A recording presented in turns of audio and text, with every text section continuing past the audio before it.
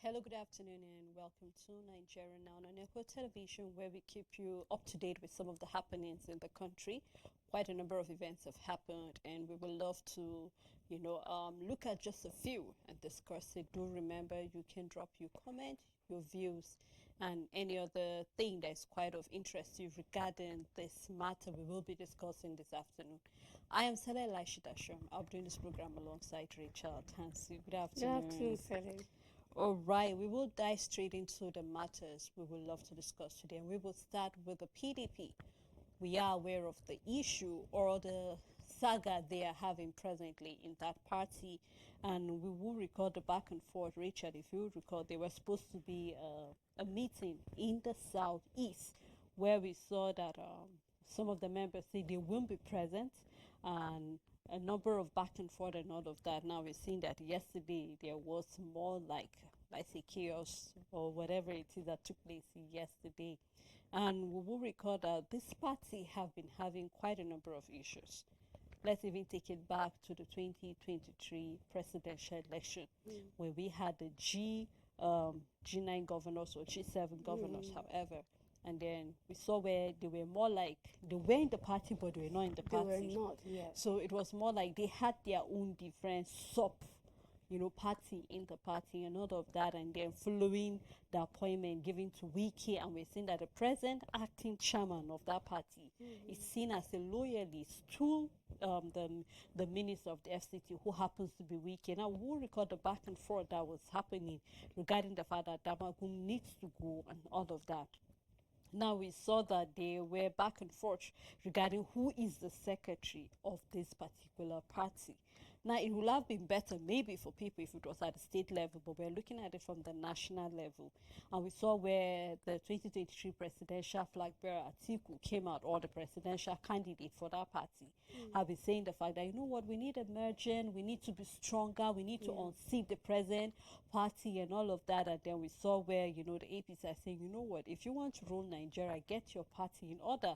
If you cannot rule your party, how can you actually rule the country? And we're saying that as a result of this that happened yesterday, the misunderstanding and all of that, we're saying that tomorrow the PDP governors are hoping to meet in Delta State to come up with a lasting solution. And I believe this is ahead of the next meeting that is to happen in February, regarding the fact that they need to do something. It's just a matter of time. A number of people, next year is 2026, already campaigns are starting. 2027 is election. 2 years has already, gone by and all of that. And I think this is the right time for PDP to get their acts together. Of course, they claim to be a big party, big trouble. But I believe that with the manner and the approach we are seeing, the body language coming from the PDP, it doesn't look like they actually are ready for the 2027 presidential election. We saw the fact that the way it's behaved is more like there's no structure. I recall seeing that in the month, the fact that this was one of the issues the Plateau State PDP actually had when they were complaining, or the APC, took them to court, that they have no structure. And so if you have no structure, how did you come up? How did you do the primaries? How did you do every other thing to even have a flag bearer for that party and all of that? So quite a number of, back and forth, and then more like right now the party is more like confused, if permit me to say that. Yeah. So the PDP looks confused, but you see, the exciting thing about this story unveiling concerning PDP is that the picture is out there. And I'm not saying no party have their own problem, but I believe that the major problem and the division started when the PDP had their primaries, and then Atiku came out as the flag bearer for the party ahead of the 2023 general election. And that is when PDP lost it completely, because when you look at PDP, it is a big party, it was a big party, and still is a big party. If only they know how to play their cards well. They have key players in there that are game changers, that they know what they're doing, that know how to be political godfathers, know how to play their cards well, know how to stay relevant and all of that. That is what PDP is made of. It's made of Wike, it's made of Fubara, where Wike knows his way, to stay relevant and still be You know, still be relevant in every dining with the administration. APC at the same Exactly. time. And all of that. And then there we have Fubara, where he is also a strong personality, regardless of what is going on between him and Wike the Reef. In River was able to put his foot down and say, you know what, this is me, this is my administration, you have to let me be, we have to work things out and all of that. And he is able to still be able to steer Rivers how he wants it to be and all of that. And we can we can even talk about Atiku himself, his presence and him being there in PDP for a very long period of time. Well, Peter Obi was there because he was a governor under PDP, and I think it's as a result of him not getting what he wanted in PDP, that is being the flag bearer, he now moved to Labour. Now, why am I bringing this out? Is that it is a big party. Not only is it big, but it have big personalities, and somewhere along the line, I think they lost the ability, to be able to put their foot down concerning certain activities. Because we talk about the G5 governors, where it was comprising of Wike and then Governor Otom at that time, and all of that of Benue. And despite them not leaving the party, they caused a crack because they became a faction in the party. And a lot of, are you for the party or not? Are you campaigning for PDP or not? And you see, PDP started failing to put its foot down. We just saw recently where a party member was suspended for anti-party activities, and PDP has not been able to hold one of its members accountable for anti-party activities. Wike is one of which we saw during the 2023 election, endorsing people from APC during the presidential election and all of that. He wasn't for PDP. He was not in the middle. He was on the fence, one leg here and one leg out, and this back and forth.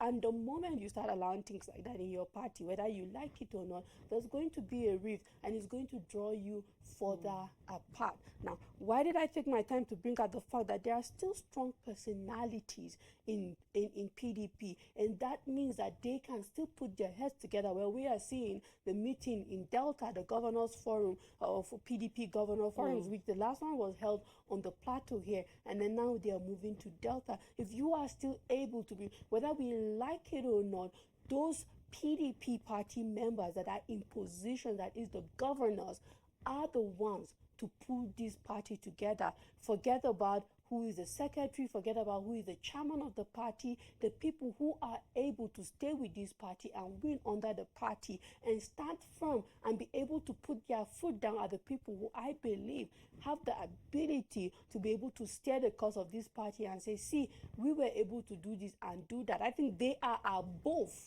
of course, in a way, not to say that they have the ultimate power in deciding what happens in PDP, but their personality, gives them an edge to say we can fix this party in our own way and make it better. So I am looking forward to that. As you are having your meeting, it's time you come back to the party, because if you do not take this seriously, there's going to be problem in 2027, because now you are giving your opponents opportunities to take you to the tribunal to bring issues of you not having structure. And whether we like it or not, the current administration is out of APC, and even if INEC agrees or not that they are independent but very, very dependent on the federal government, they will dance to the tune of the current administration. It means that your chances become slimmer as a party if you do not come out strong and show people that you know what you're doing. Because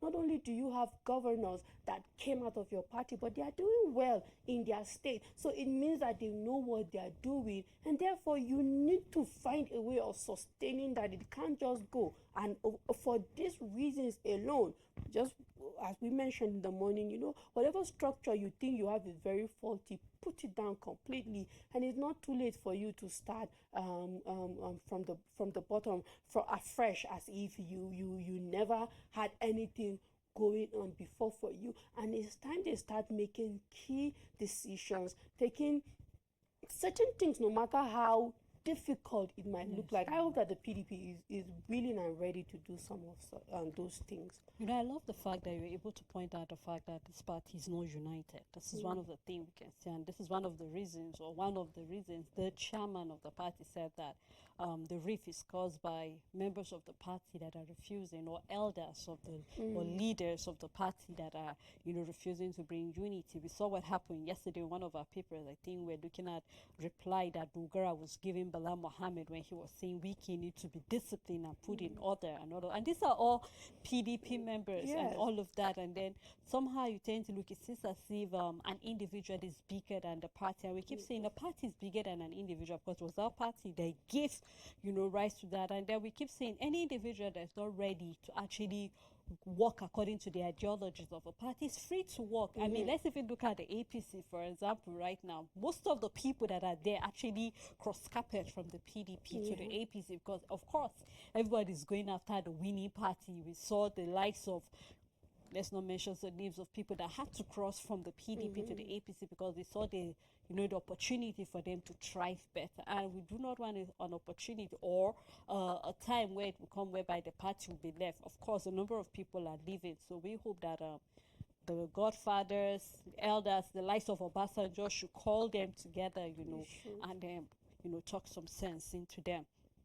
Now we're saying that in a bid to stabilize power sector in the country, the federal government have gone for another loan again. Now we're looking at about $1.1 billion from the African Development Bank to be able to provide light to about 5 million Nigerians come by 2026, so by next year.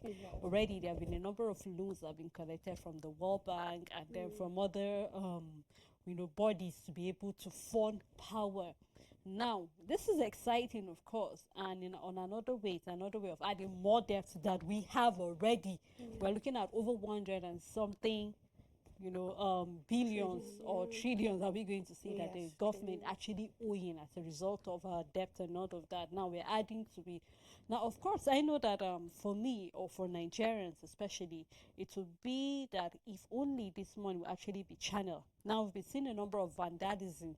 One of the concerns that the Power Minister has brought the fact that this amount of money is being given, but then we are always having the issue of vandals, destroying this, destroying that. The recent one was the one we had around Benue, where, there was blackout, and we still have parts of the country presently that are going through blackout. Now, what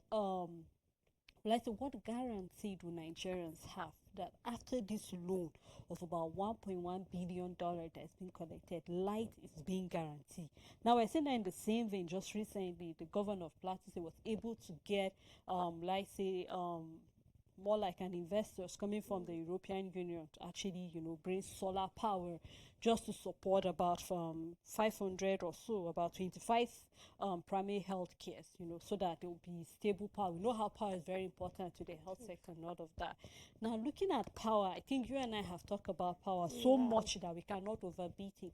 But it's just an emphasis again with another loan, which the federal government has already, given its approval very soon. The Minister of Power will have access to that money and all of that. And he said this when the president just got back from Tanzania, the energy summit he had over there. Now, what difference will it make?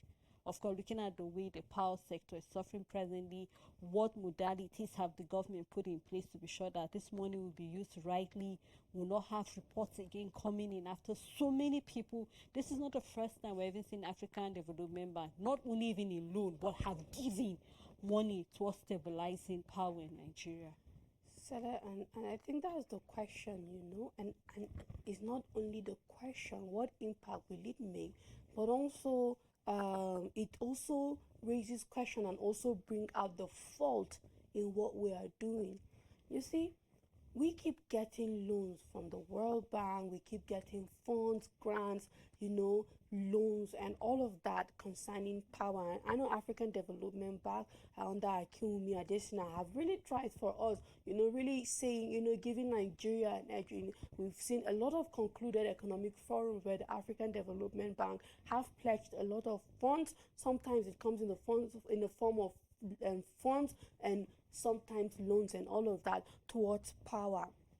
And now what difference will it make? And what newer strategy do we have regarding energy? Because $1.1 billion is huge and it can make a lot of difference. But are we getting loans and funds disbursed to us with the same approach towards energy? Because if that is the case, then we are not going to see any difference.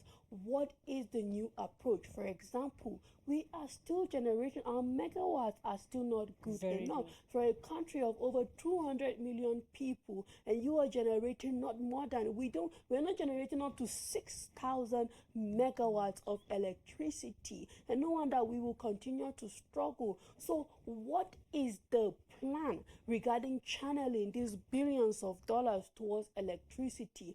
Is it that we are going to focus on increasing our megawatts and that are being generated, or are we going to see, because the minister Adilebo have come out to say that, you know what, one of the major problems we have is that power need to be regionalized, because we are having so much, it's spread thin across the country, but once regions can have their own power, yes, we will stop having this problem. So is this fund going towards making regionalizing power supply in the country? And even if we are going to do that, what is the step forward? Who is going to be accountable for these spendings and all of that? Because we will not forget the probe on the Mambila power plant. project These are still all the ongoing. kind of money we've been getting, and people have been eating it and going. What is the span of activity? Because we know if the African Development Bank says we're giving you 1.1 billion, they don't give it immediately. They might start with $200 billion, later on 500 billion,